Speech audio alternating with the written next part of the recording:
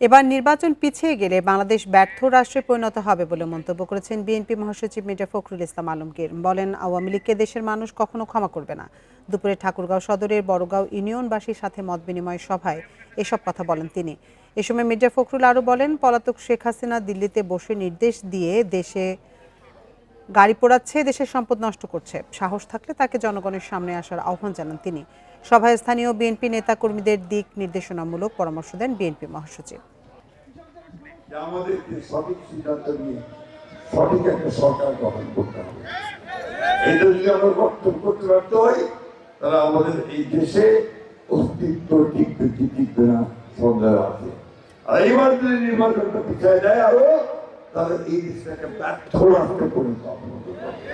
নির্বাচন পেছানোর কোনো সুযোগ নাই।